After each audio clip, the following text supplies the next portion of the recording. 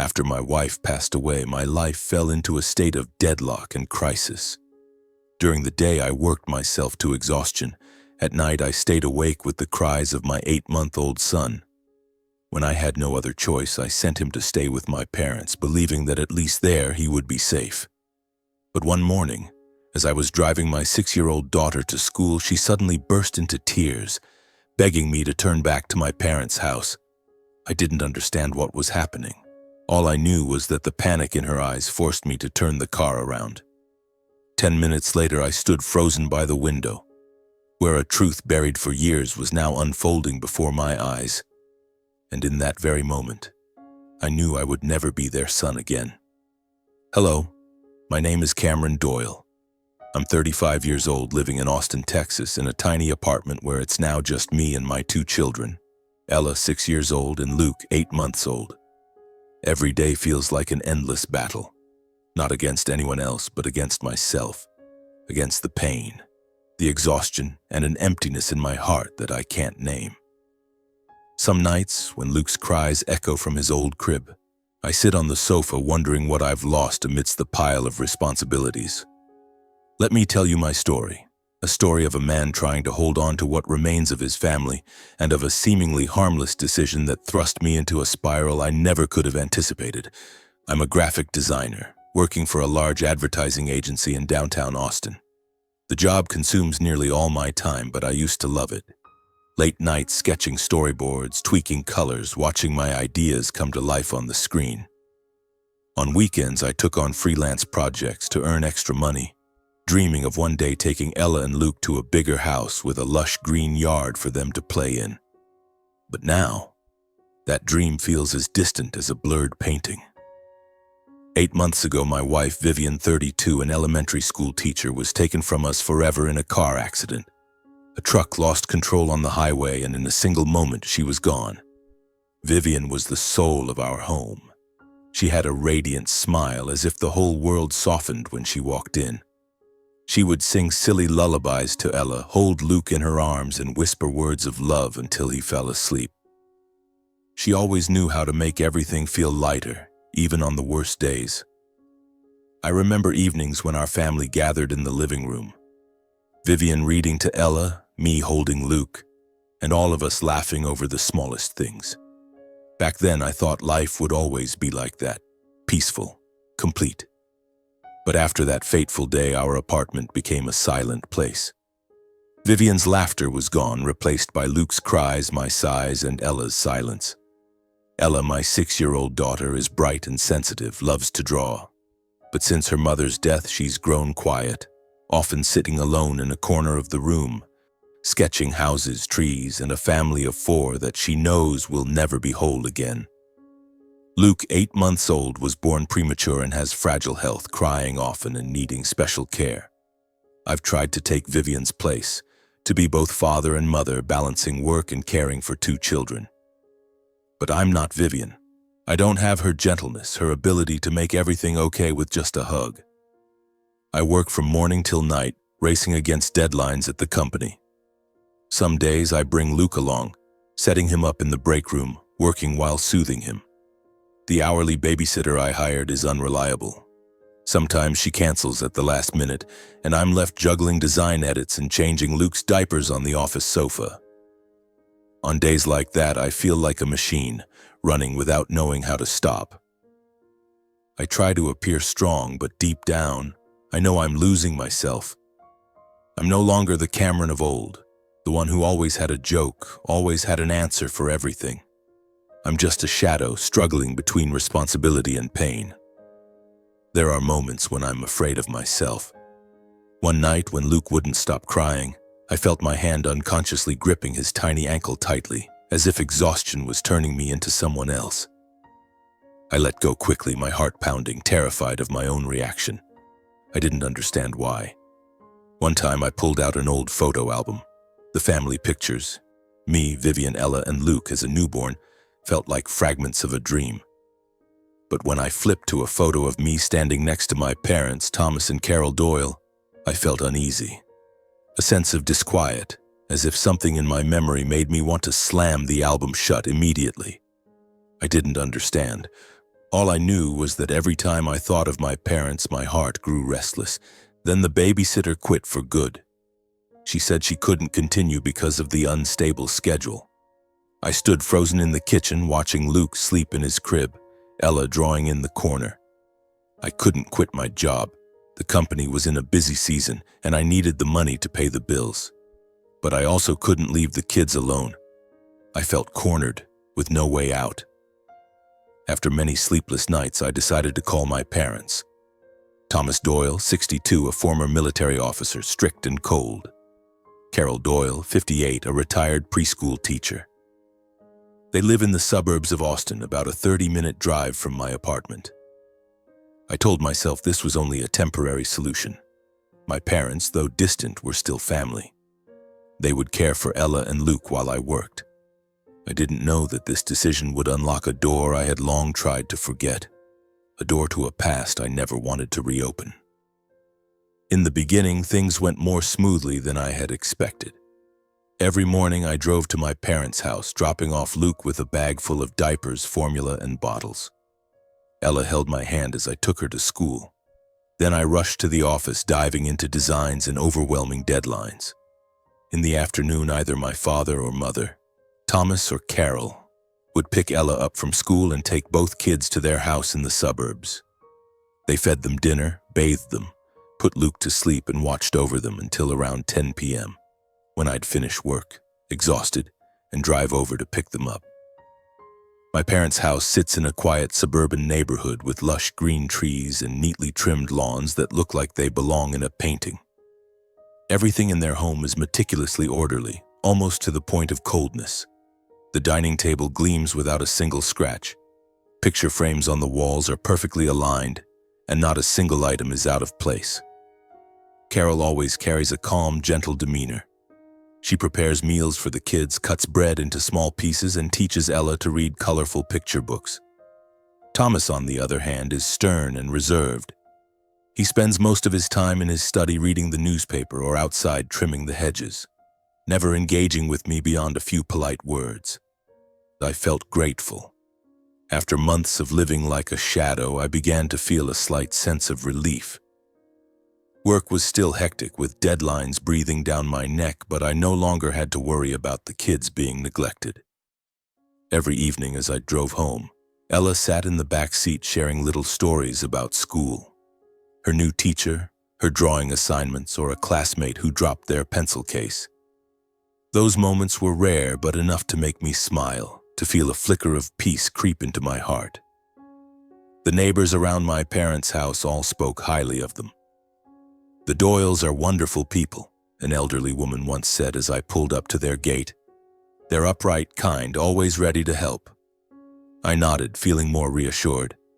Carol told me Luke was starting to gain weight, that he was eating better and crying less. Ella was eating more too, no longer as picky as before. "She's gotten used to the routine here," my mother said, her voice as gentle as ever. But every now and then an unexplained sense of unease would stir within me. It was like a small thorn pricking my heart, not painful but enough to make me uncomfortable. Once I noticed Luke would startle and cry loudly at sudden noises, a door slamming shut, a chair scraping across the floor. I told myself it was just a reflex, that he was naturally sensitive because he was born premature. Ella, meanwhile, was growing quieter. She often sat alone in a corner of my parents' living room, drawing on blank sheets of paper. Carol called it a sign of good behavior. "Ella's calm, not causing any trouble," she said, smiling. I nodded, thinking maybe she was just adjusting to the new environment, to the discipline my parents enforced. I tried not to dwell on it.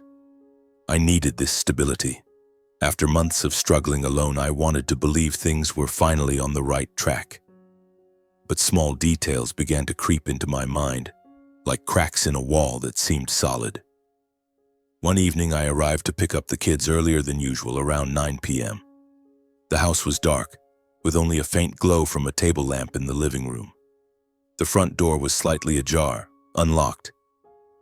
As I pushed it open, I heard heavy footsteps from the hallway, as if someone was hurrying away.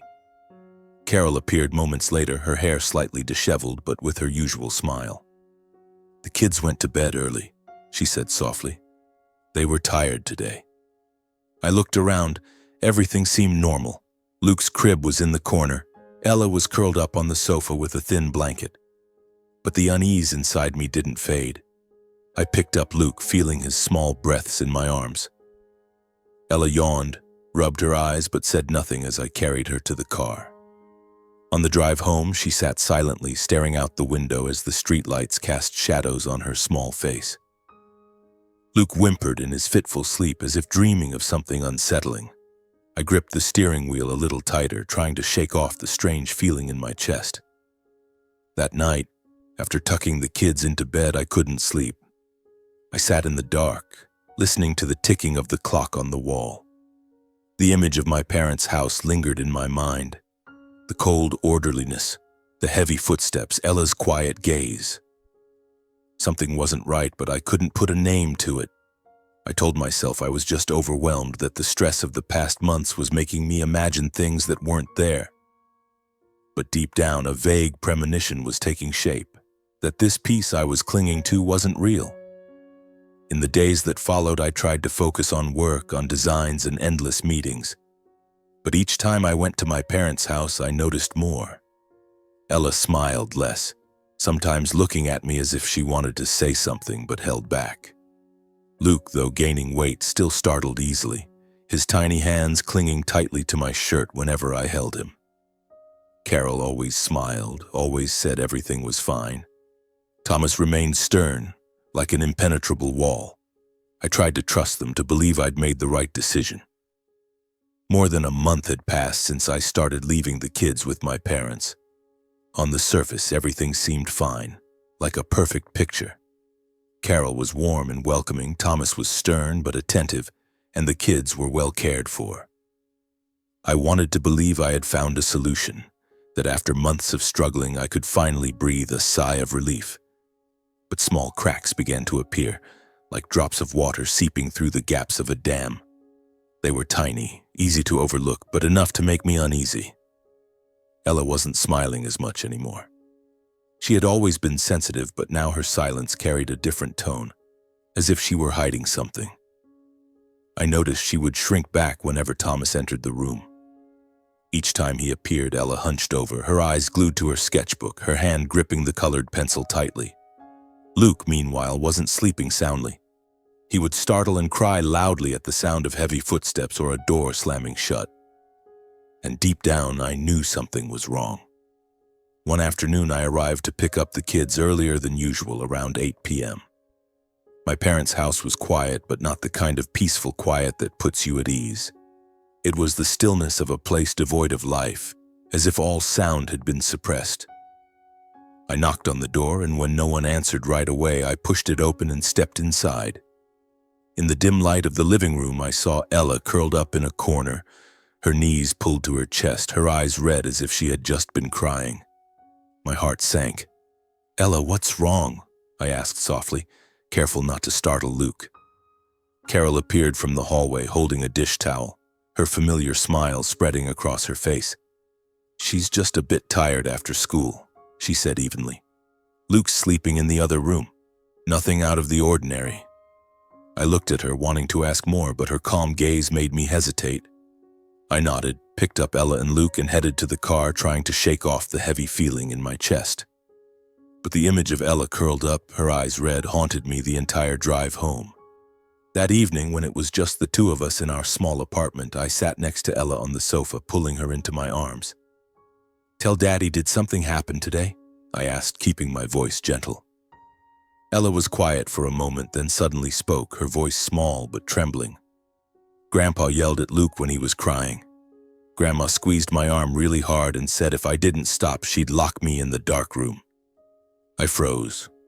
My mind went blank, as if all the sound in the room had been sucked away. I looked into Ella's big round eyes, searching for a sign that she was imagining things, that this was just a story from a 6-year-old still reeling from her mother's death. But her eyes, clear, frightened, and sincere, made my heart feel like it was being crushed. I hugged Ella tightly, whispering, "It's okay, sweetheart. Daddy's here." But inside, a heavy feeling surged like a stone pressing on my chest. I didn't want to believe it. I couldn't believe that my parents, the people I entrusted with my children, could do such things. The next day, I went to my parents' house with a new sense of vigilance. I observed more closely. Carol was still warm, setting a plate of freshly baked cookies in front of me, asking about work. Thomas sat at the dining table reading the newspaper, giving only a nod when I greeted him. Luke was in his crib, clean and cared for, with no visible signs of anything wrong. But Ella's eyes, watching me from the corner of the room, seemed to be pleading for help. I tried to convince myself it was a misunderstanding. Ella was only 6. She could be confused. Maybe cartoons or stories from school had sparked her imagination. My parents, though strict, couldn't do something like that. They were my family. But from that day on, I started noticing things I'd previously overlooked. Whenever I arrived a few minutes early, Ella would look at me as if she'd just escaped a nightmare. She'd run to me, hugging me tightly as if afraid I'd disappear. Luke, though only 8 months old, clung to me, crying and refusing to let go, as if seeking safety.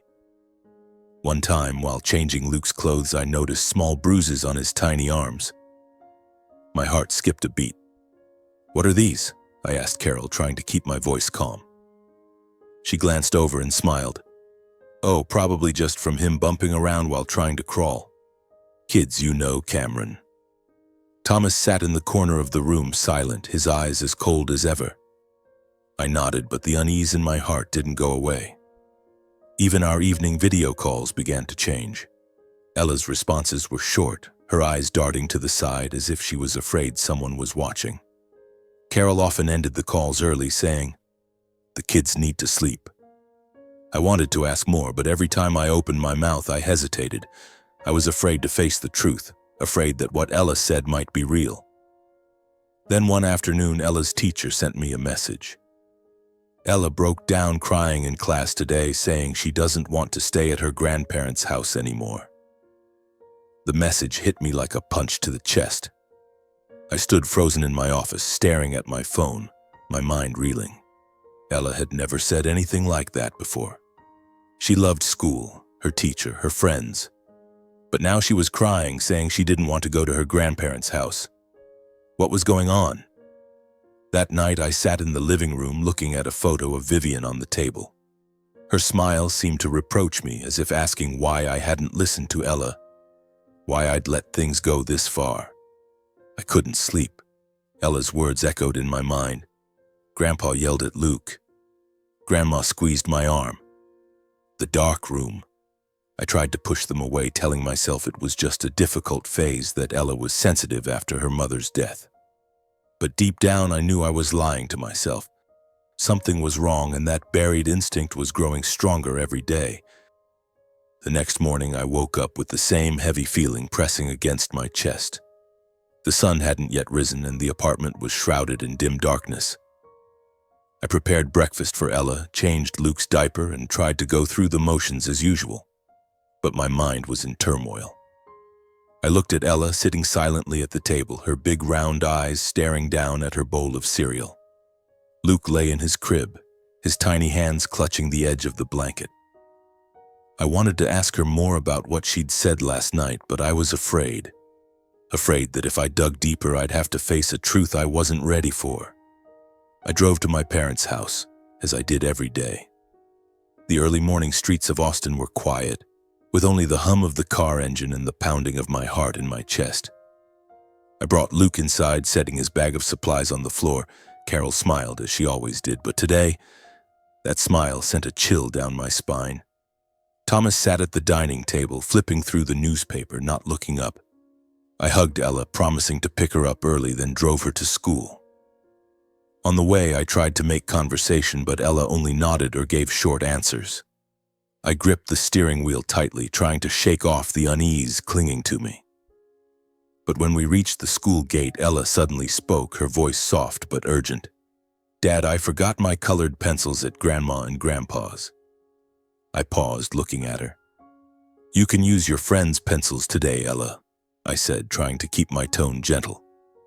But she shook her head, her eyes welling up with tears. I need them, Dad. Please take me back to their house. There was something in her voice, not the stubbornness of a child, but desperation. Reluctantly, I agreed, turning the car back toward my parents' house. As we approached the suburban neighborhood, Ella suddenly said, "Dad, stop the car here." I was surprised, glancing at her. We were still a few houses away from my parents. "Why, sweetheart?" "I'll drive right up to the house." But Ella grabbed my hand, shaking her head. "I want to walk there." I frowned, not understanding why, but the look in her eyes left me no choice. I pulled over to the side of the road and got out with Ella. She held my hand tightly, her small fingers trembling. We walked along the sidewalk, the early morning sunlight filtering through the trees, but the air around me felt heavier than ever. As we neared the house, Ella suddenly stopped. She squeezed my hand, signaling for me to be quiet, her eyes wide as she stared toward the living room window. I heard it before I saw it. Luke's piercing, terrified cries mixed with a harsh, shouting voice. My heart skipped a beat. I pulled Ella close and crouched down to peer through a gap in the window curtains. What I saw made the blood in my veins feel like it had stopped flowing. In the living room, Carol was holding Luke, but not with the tenderness of a grandmother. She was shaking him far too roughly, and each time Luke cried louder, she shook him harder as if trying to force him to be quiet. Thomas stood nearby, his face flushed with anger, his voice booming. "Shut up, you little troublemaker!" I saw Carol's hand gripping Luke's tiny arm tightly, and he wailed, his face turning purple. Ella trembled beside me, her hands clutching my shirt. I wanted to scream, to burst through the door, but my body felt frozen. Ella's words, Grandpa yelled at Luke, Grandma squeezed my arm, now played out before my eyes, stark and cruel, like a knife cutting through me. I couldn't think anymore. I rushed to the door and shoved it open. The door slammed against the wall with a sound like an explosion. Carol jumped, turning to face me, still holding Luke. Thomas stood rigid, his eyes a mix of anger and surprise. "Cameron, why are you back?" Carol said, her voice trembling as she tried to force a smile. But I wasn't listening. I strode forward, snatched Luke from her arms, and held him tightly against my chest. Luke sobbed, his breathing heavy, his face red with fear. Ella ran to me, clinging to my leg, her eyes brimming with tears. "What are you doing to my children?" I growled, each word bursting from my burning chest. Carol stepped back, silent, her hands shaking. Thomas moved forward, his eyes cold. "You're overreacting, Cameron. The kids need discipline." Discipline. The word made me want to scream. I looked at Luke, at the small bruises on his tiny arms I had once dismissed, at Ella's terrified eyes. Discipline? This wasn't discipline. This was cruelty. I didn't say another word. I picked up Luke, took Ella's hand, and left that house. The door slammed shut behind me, the sound like a final severing of any remaining ties with my parents. I didn't look back. On the drive home, Ella sat silently in the back seat, still clutching her sketchbook. Luke lay in my arms, his breathing gradually steadying, but each small whimper tore at my heart. I hadn't believed Ella. I had let her cry out for help in desperation, and I had ignored the signs right in front of me. Guilt and pain swirled together, like a wave drowning me. Back at the apartment, I placed Luke in his crib and pulled Ella into my arms. She didn't say anything, just nestled into my chest as if it were the only safe place left. I called Carol, my voice trembling but cold. "From now on, I won't be bringing the kids back. And don't expect any support from me." I hung up before she could respond. I didn't want to hear. I didn't need to hear. That night, I sat alone in the dark, the streetlights casting shadows through the window onto Vivian's photo. Her smile no longer felt like a reproach, but a reminder that I had to protect our children, that I couldn't afford to be weak again. But as I closed my eyes, sounds from the past flooded back, shouting, objects crashing, a child's cries. They were no longer vague. They were clear, sharp, as if happening right before me. And then I realized I had been that child in those memories. Thomas's shouts, Carol's terrifying silence, the fear I had buried deep since I was young. It was all coming back, not to haunt me, but to threaten my children. I clenched my fists, my nails digging into my palms. I swore to myself, to Vivian, to Ella and Luke, that I would never let that cycle repeat. Never. I stood up and looked at my children sleeping peacefully in their room. Ella was curled up in her blanket, Luke breathing steadily beside her. I knew from that moment on I wasn't just their father. I was their protector, and I would do whatever it took to keep them safe, no matter the cost. In the days that followed, I felt like I was drifting through a thick fog. The incident at my parents' house lingered like a nightmare I couldn't shake. I cut off all contact with them, ignoring their calls and leaving their messages unread. My apartment became a fortress, a place where I tried to shield my children, but I myself was sinking into exhaustion and disorientation. Luke still cried every night, his wails cutting into my heart like a knife. Ella barely spoke, clinging tightly to her little brother, her eyes staring blankly into the distance. I wanted to pull her out of her fear, but I didn't know where to begin. I didn't know how to heal the wounds I had allowed to happen. In my desperation, I thought of Becca, my older sister. Becca Doyle, who had left home at 18 and all but vanished from my life. We rarely spoke, exchanging only brief messages on holidays or birthdays. I didn't know why she left, but now I needed someone to confide in, someone who might understand. With trembling fingers, I dialed her number. Becca's voice on the other end was calm but tinged with surprise when I suggested meeting. "All right, Cameron," she said. "Tomorrow at the cafe on Lamar, 10 a.m. I nodded, though she couldn't see me, feeling a small spark of hope flicker in my chest. The next morning, I left Ella and Luke with a close friend, the only person I trusted at the time. The small cafe on Lamar was filled with the aroma of roasted coffee, but the air between me and Becca was heavy. She sat across from me, her brown hair neatly tied back, her eyes sharp yet gentle. I poured out everything, from the months of struggling alone, to the decision to leave the kids with our parents, to the horrific events of the previous day. I told her about Luke's cries, Ella's pleading eyes, and the guilt gnawing at me for not believing her. Becca listened without interrupting, but when I mentioned Carol shaking Luke and Thomas yelling, she furrowed her brow slightly. "This doesn't surprise me," she said, her voice low but firm. I froze. "Doesn't surprise you? What do you mean?" Becca took a deep breath, her eyes dropping to her coffee cup as if searching for a way to reopen a door she'd long kept locked. "Cameron, you don't remember, do you?" she asked, her voice soft but haunting. "What happened when we were kids? What Dad did to you?" My heart pounded. I wanted to say I didn't understand, to ask what she was talking about, but a part of me, the part I'd always tried to bury, felt like it was waking up. Becca began to speak, her voice slow but precise, as if each word was carefully chosen. She told me that when we were children, Thomas, our father, beat me almost daily.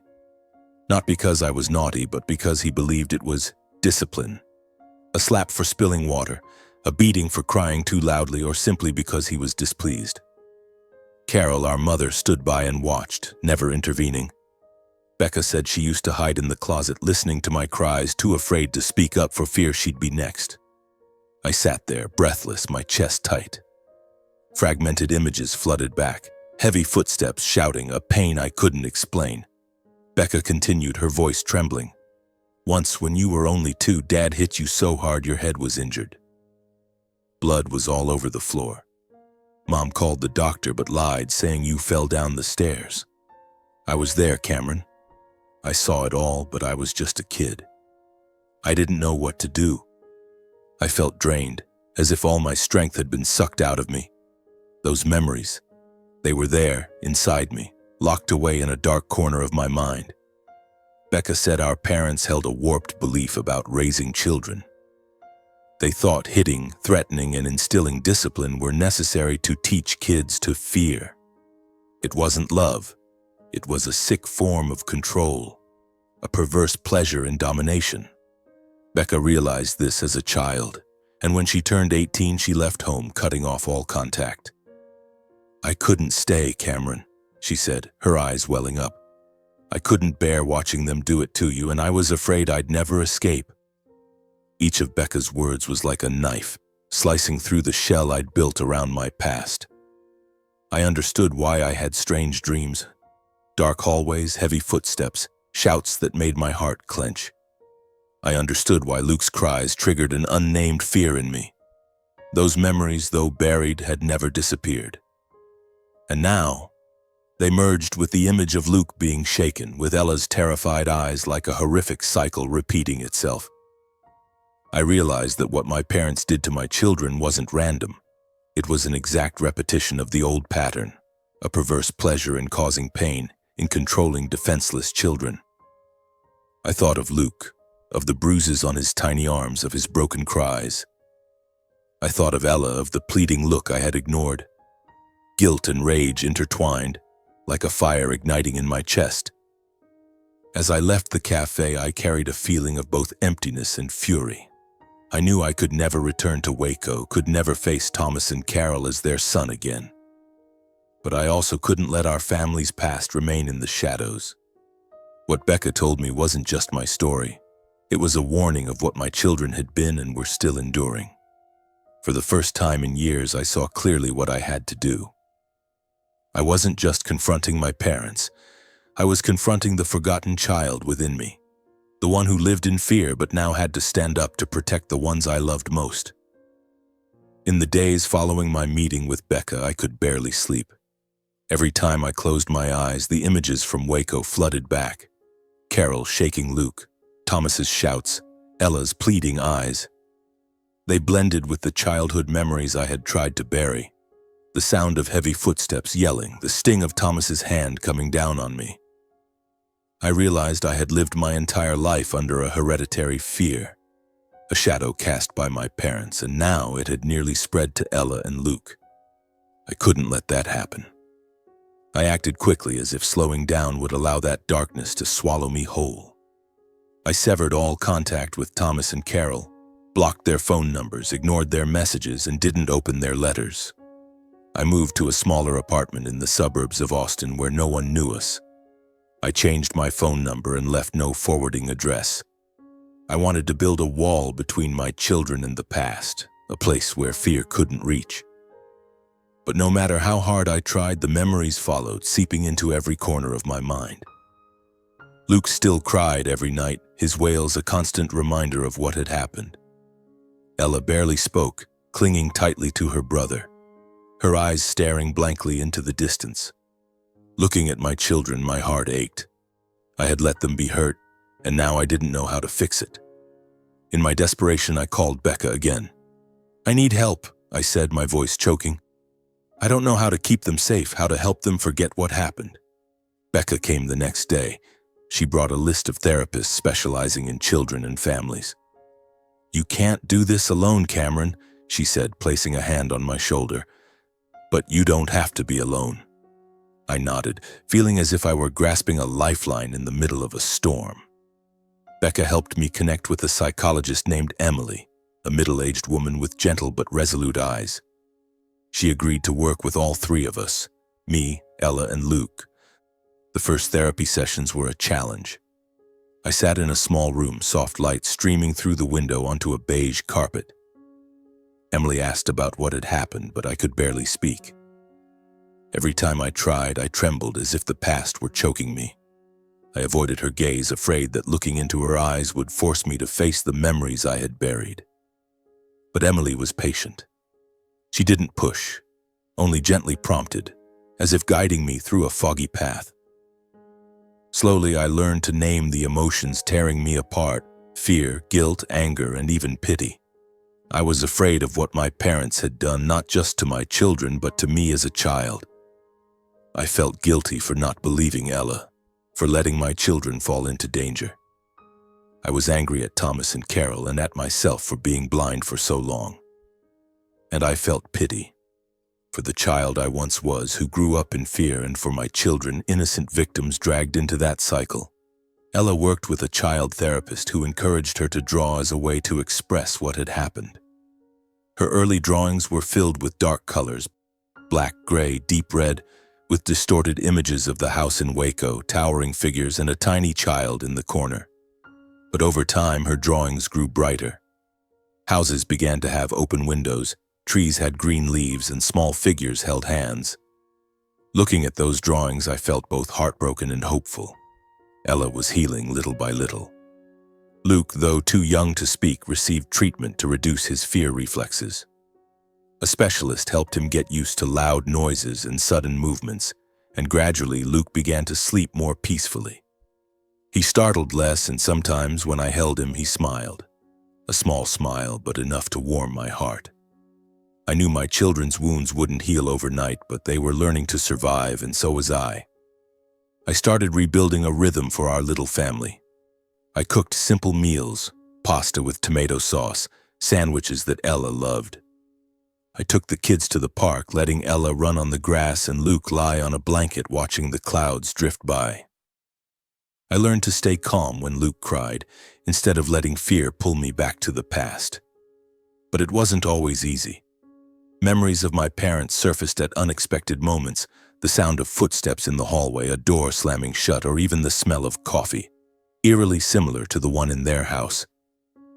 Those memories reminded me that the past couldn't be erased, but I could choose not to let it shape our future. One morning, I opened a drawer filled with old papers, letters, bills, and family photos. I pulled everything out, tearing them apart as if ripping away the ties to Waco.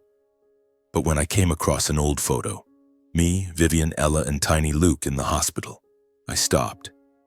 I kept that photo, placing it on the table to remind myself why I had to change, why I had to be strong. Becca became a regular part of our lives. She visited every week, bringing cookies and funny stories. She played with Ella, held Luke, and sat with me in the kitchen, talking about things we never shared as kids. Little by little, the distance between us, created by our parents, began to mend. Becca wasn't just my sister, she was my friend, a reminder that I wasn't alone. I started writing down my journey, not to share publicly, but to remember. The words on paper were a way to confront my pain, to understand that healing didn't mean erasing the past, but learning to live with it. I realized that fear would never fully disappear. It lingered in the dark corners of my mind, but now I knew how to keep it from spreading to Ella and Luke. I would not let my children grow up in the shadow I once endured. More than 6 months had passed since I left Waco, taking Ella and Luke with me and severing all ties with my parents. Our lives were slowly stabilizing, like a small boat finding its shore after a storm. Luke was healthier, his cheeks rosy, his nighttime cries no longer as sharp as before. He started crawling, grabbing my hand and smiling. Small smiles, but enough to warm my heart. Ella returned to school, her eyes brighter, and stories about friends and drawings began to fill our evenings at the dinner table. Her pictures were now full of color, green leaves, golden sunlight, and houses with open windows. Watching her, I thought maybe we were healing little by little. I continued regular therapy sessions with Emily. The conversations no longer made me tremble, but every time the past came up, a chill still ran down my spine. My work was picking up. I took on a few freelance projects, and my designs earned praise from clients. For the first time in months, I began to believe I had truly escaped the darkness of Waco, that I had built a new life for my children. But then, one morning, everything changed. I was sitting in the kitchen sipping coffee, scrolling through the local Waco news on my phone. A small headline stopped me cold. Carol Doyle, former preschool teacher, opens in-home daycare, accepting young children. The coffee mug slipped from my hand, crashing onto the table, liquid splashing everywhere. I read the headline over and over as if my brain couldn't process it. Carol, my mother, opening a daycare. After everything that had happened, my heart pounded, my breathing quickened. I realized instantly, this wasn't just about money after I cut off financial support. For Carol, it was a way to regain control, the feeling of disciplining young children, something she had never let go of. Memories of Luke in his high chair being shaken violently, his broken cries flooded back with a vengeance. I saw Ella's terrified eyes again, the bruises on Luke's tiny arms. I trembled, not from cold, but from a mix of fear and anger. They hadn't stopped. They were just finding new victims. I opened my laptop, searching for more information. A website popped up, Doyle Family Daycare, with images of young children playing in the yard, laughing under the sunlight. Carol appeared in most of the photos, her gentle but chilling smile all too familiar to me. I scrolled down, and in the final picture I saw a figure standing on the porch. Tall, slightly hunched, face obscured in the shadows. But I didn't need to see clearly to know who it was. Thomas. That silhouette was so familiar it sent a shiver down my spine. I slammed the laptop shut, dizziness overwhelming me, my head spinning. My breathing was ragged, my heart pounding as if it would burst from my chest. My parents hadn't changed. They had only changed their victims. The thought hit me like a knife, slicing deep into my core. I thought of the innocent children, the unsuspecting families handing their kids over to Carol and Thomas, just as I had with Ella and Luke. For nights on end, I couldn't sleep. Images of children being yelled at, shaken, threatened haunted me. I saw Luke in every one of those faces, heard Ella's cries in every dream. I couldn't sit still. Part of me wanted to forget, to move on with the new life I had built. But a stronger part knew I couldn't turn away. I began watching from a distance. On weekends, I drove to Waco, parking a safe distance from my parents' house, observing. The house looked the same. Neat lawn, windows glowing with yellow light. But it was no longer a place I could call home. It was a trap. One afternoon, I saw what I feared most. From my car window, I watched Thomas grab a child, a girl about 4 years old, by the wrist, yanking her roughly into the yard. The girl screamed, trying to pull away, but Thomas raised his hand, delivering a sharp slap, then pointed at her face, shouting something I couldn't hear. Carol stood nearby, arms crossed, not intervening, just watching with that cold expression.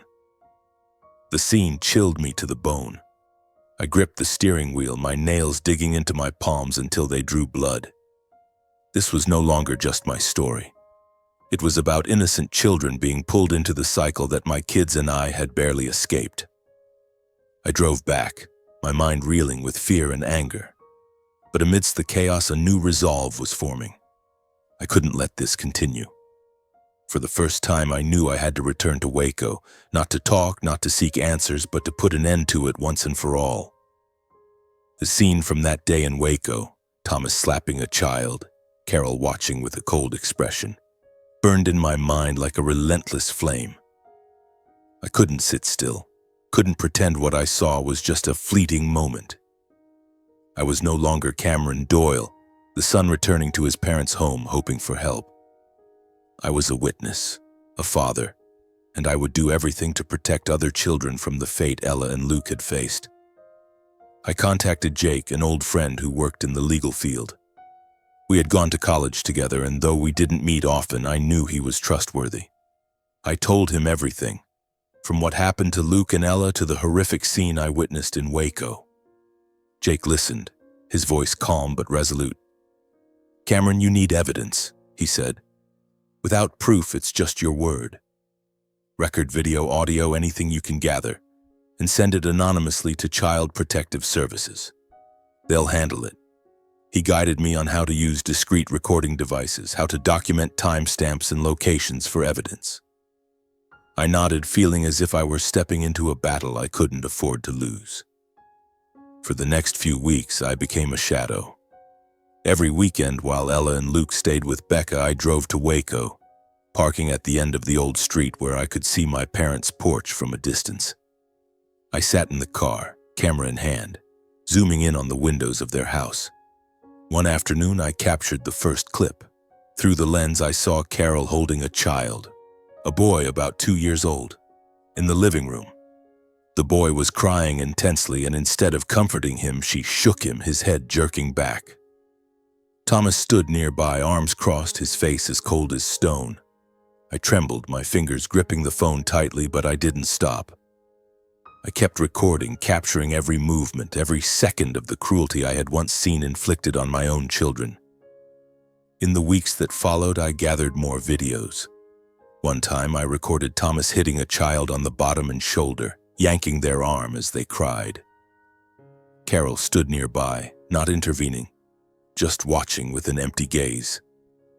Each clip felt like a knife cutting deep into my heart. But I didn't stop. I couldn't stop.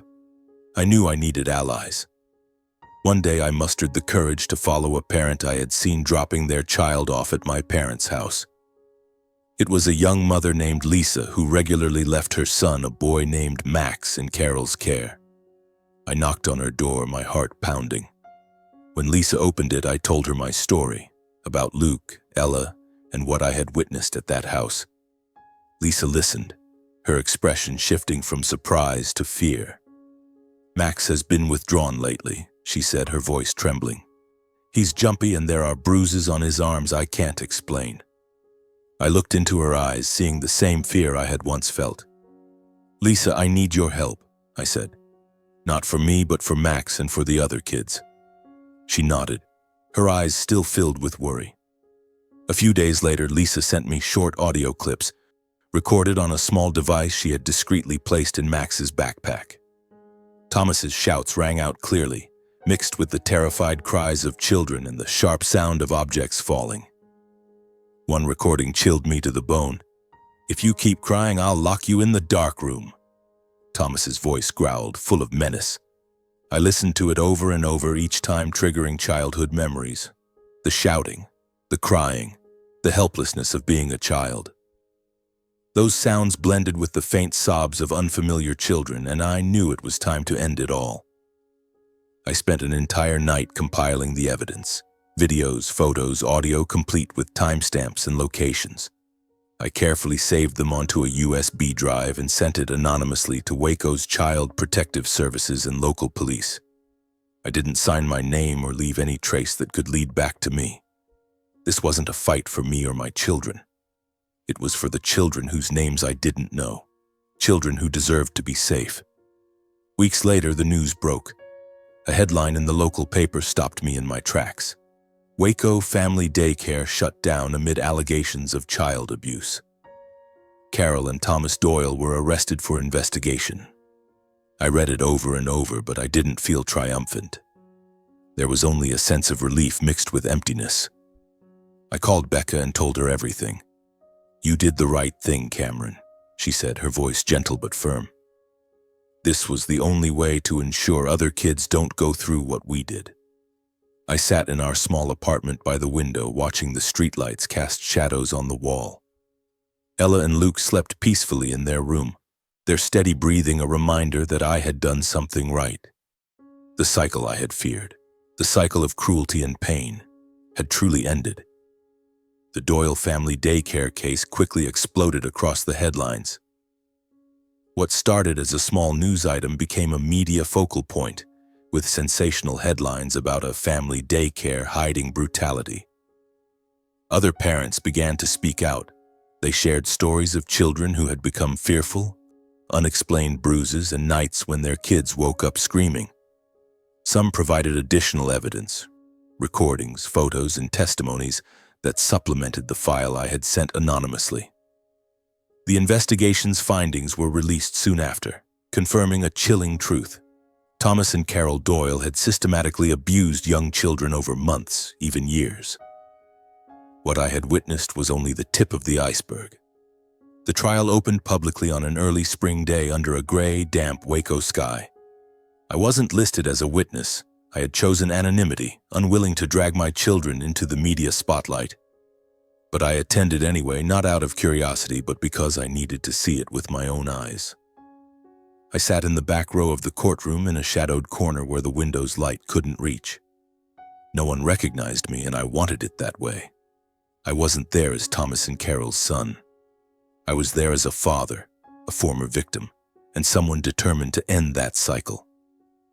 When the prosecutor presented the evidence, the courtroom fell silent. The videos I had recorded, Carol violently shaking a child, Thomas slapping a young girl, played on a large screen. The children's cries echoed from the speakers, sharp and haunting, making me clench my fists to keep from trembling. The audio recordings provided by Lisa and other parents were played. Thomas's voice roaring, "If you keep crying, I'll lock you in the dark room." I closed my eyes, not to escape, but to suppress the rage burning in my chest. I glanced at Thomas and Carol. He maintained his cold, unyielding expression as if nothing could touch him. Carol kept her head bowed, her trembling hands clasped tightly on the table, but she said nothing. I sat quietly, avoiding prolonged glances. To me, they were no longer my parents. They were two people who had chosen to instill fear not just in me as a child, but in other innocent children. I thought of Luke, of the bruises on his tiny arms. I thought of Ella, of the pleading look I had once ignored. And I thought of myself, the child who once cowered in a corner, terrified of Thomas's footsteps. Those memories no longer hurt as they once did. They only reminded me that I had been right to act. When the judge delivered the verdict, her voice rang out clearly, without hesitation. Thomas Doyle was sentenced to 18 years in prison with no parole for the first 10 years. He was stripped of guardianship rights and permanently banned from contact with minors. Carol Doyle received 5 years of mandatory probation, including 18 months of psychological supervision, and was permanently barred from working in childcare or education. The courtroom fell silent, broken only by the scratching of the court clerk's pen. I didn't feel triumphant or victorious. I simply stood up quietly and left the courtroom in silence, leaving behind the shadows of those who were once my family. Outside, Waco's sky was heavy with gray clouds, a cold wind making me shiver. But as I took a deep breath, I felt lighter, as if an invisible weight had been lifted from my chest. I didn't cry, didn't smile. I only felt a peaceful emptiness, as if I had reclaimed a part of myself I had lost long ago. That evening's news showed images of the Waco house being sealed off. The Doyle family daycare sign had been removed, leaving an empty space on the fence. The lawn stood barren in the wind, a reminder that the place was no longer somewhere children should go. I sat in front of the TV but didn't really watch. The images were just a period, an end to a chapter I never wanted to revisit. Becca came by that evening. She didn't say much, just brought a box of homemade cookies and sat with me in the living room. We watched Ella and Luke sleep peacefully in their small room, their steady breathing like a gentle melody. "You did it, Cameron," Becca said softly but firmly. "You ended it." I nodded, not responding. Words weren't necessary anymore. We understood each other, understood the scars we both carried from the past. When Becca left, I sat alone, looking at Vivian's photo on the table. Her smile was no longer a reproach but an encouragement. I realized my life had finally broken free from the cycle of violence and fear that had haunted me for 3 decades. Justice couldn't erase what my children and I had gone through. It couldn't give back the years I lived in fear, or the nights Ella and Luke had to endure. But it was enough to end that cycle, enough to ensure no other child would face what we had. And sometimes that's the only liberation a person can find. A year after the trial, I took Ella and Luke to a small town near Austin, where tree-lined streets and sprawling green parks stretched out before us. Our new home was small but cozy, with a little yard just big enough for Ella to run around and Luke to take his wobbly first steps. The neighbors were friendly, often bringing cookies or stopping to chat when I took the kids to the park. Ella's school was quiet, with gentle teachers and classrooms filled with light. Watching her skip into class with her backpack, I felt a spark of hope I thought I'd lost long ago. I left my job at the advertising agency to work as a freelance designer. Though the income wasn't as steady, it gave me something more precious: time with Ella and Luke. I woke up each morning making breakfast for the kids. Toast with strawberry jam for Ella, oatmeal for Luke. Ella's drawings adorned the walls, from vibrant houses to pictures of me, Luke, and Vivian. A way for her to keep her mother in her heart. Luke, now over a year old, started babbling Dada in his sweet, garbled voice, each time melting my heart. I held him close, feeling his tiny warmth, and knew I was living for these moments. Becca became an indispensable part of our lives. She visited often, bringing warm cookies and radiant smiles. She played with Ella, telling silly stories that made her giggle, and cradled Luke, singing lullabies I'd never heard her sing before. Our once fractured sibling bond grew close and warm. We sat in the kitchen, sipping coffee, talking about small things. my work, Ella's drawings. But sometimes we sat in silence, just looking at each other, knowing we had survived the darkness of our past together. I continued regular therapy with Emily, no longer out of fear but to maintain my peace. The sessions were lighter now, like walks in the park. I learned to accept that the past couldn't be erased. Memories of Thomas and Carol, their shouts and the pain sometimes resurfaced, but they no longer controlled me. I faced them, named them, and chose to live differently, a life not shaped by fear. One early spring morning, I stood in the backyard watching Ella and Luke play. Ella ran around, chasing a butterfly, her laughter ringing like wind chimes. Luke sat on the grass, clapping with delight, his eyes sparkling. Looking at them, I realized this was the true legacy, a childhood free of fear, without shouts or the looming threat of a dark room. I thought of Vivian, and for the first time I felt her smiling at me from somewhere, as if saying I had done it. I kept writing my story, not to share publicly, but to remind myself. The words on paper were my way of remembering, not just the pain, but the strength I found to break the cycle. I once thought justice was about revenge, about paying Thomas and Carol back for what they did. But now I understood that justice wasn't about vengeance. It was about ending a cycle so future generations wouldn't endure what we had. The court's verdict couldn't erase the scars in my heart or the nights Ella and Luke suffered.